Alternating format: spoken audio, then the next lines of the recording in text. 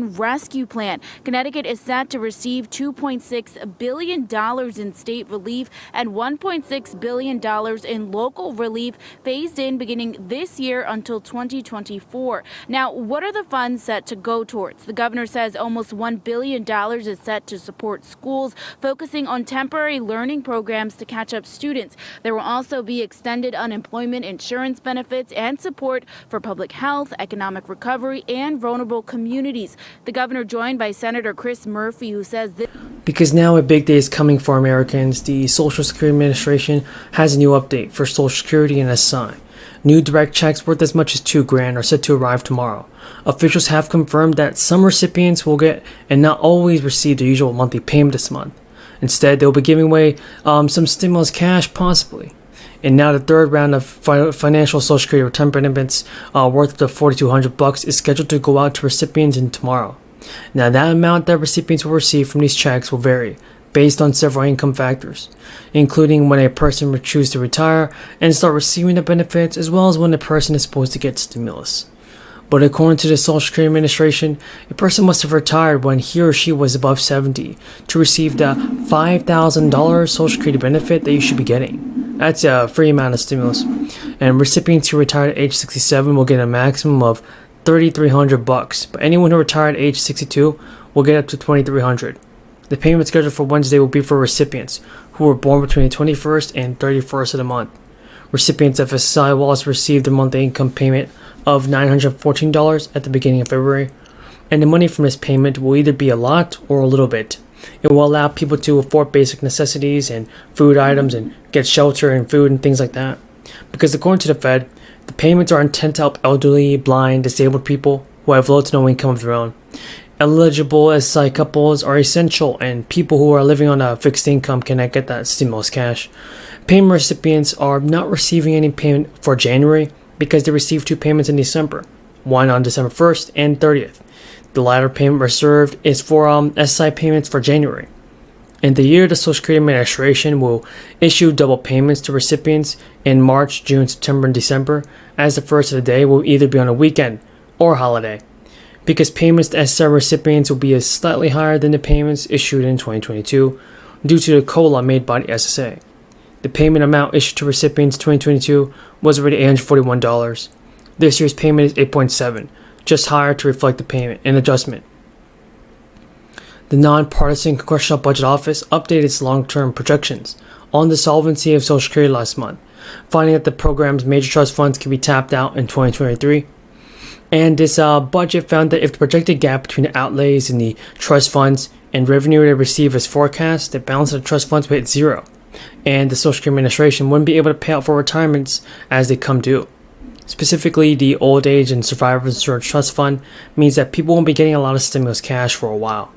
Because if the two trust funds were combined, the exhaustion date would be around 2033. And federal spending on Social Security has been on an upward trend, as the proportion of Americans at or above retirement age have increased relative to the active workforce. It has strained the program's trust funds for the first time in a long time. But now, the CBO analysts said that Social Security benefits will look at the projection cost at the 2023 trust funds.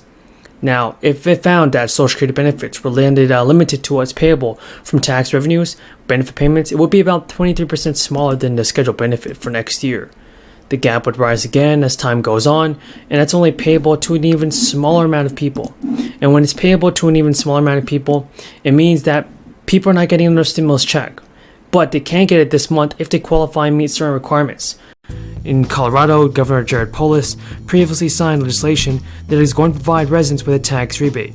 The state's Department of Revenue announced in an official statement that the governor signed a new law to give Coloradans a tax rebate of $750 for individual filers and $1,500 for joint filers this summer. This law will provide immediate relief to Coloradans by sending you a check this summer instead of spring 2023. The Colorado Department of Revenue is working hard to make sure that residents get the right tax refund as soon as possible. According to the state's Department of Revenue, for residents who received an extended tax filing deadline of October 17th, the tax rebate check will be received by January 31st, 2023. Other states have also signed similar legislation, including Georgia, Delaware, Idaho, and Indiana. Now, breaking news, everybody. Senate Democrat Joe Manchin is upset and Senate Minority Mitch McConnell for opposing the new changes on President Biden's economic agenda. Top Democrats in the Senate are now revising a new version of the Build Back Better legislation. The lawmakers would like to see a monthly benefit boost included to the bill. Top Democrats in the Senate are now revising a new version of the Build Back Better legislation. The lawmakers would like to see a monthly benefit boost included to the bill.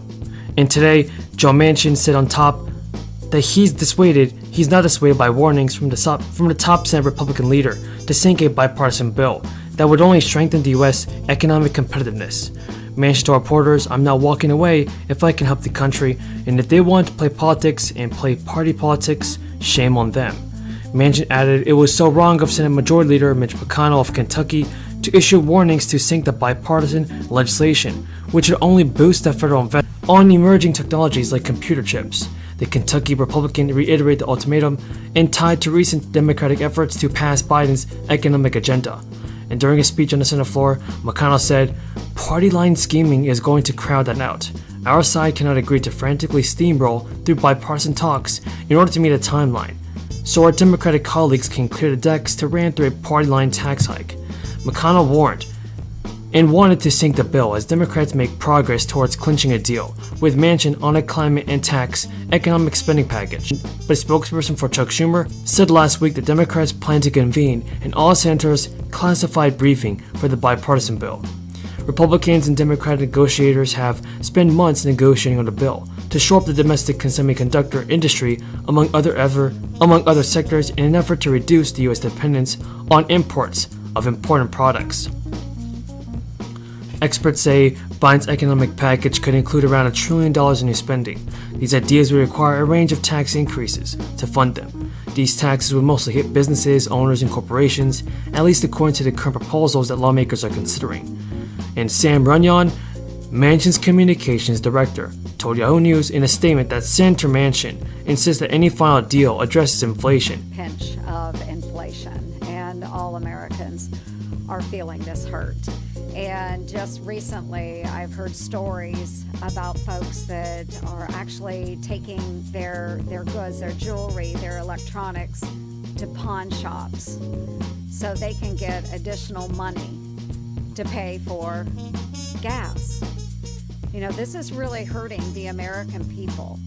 And those pawn shop owners, one in particular in southwest Iowa, said that folks are just volunteering forward, that, you know, they don't have to say why they're pawning their household goods, but they are telling him that they need it for gas money. This is what Iowans are resorting to. Their wages are not keeping up with inflation, and we have an administration right now that simply doesn't care. And what is the Democrats' response to the economic hardship that not just Iowans but all Americans are facing? Is to raise taxes.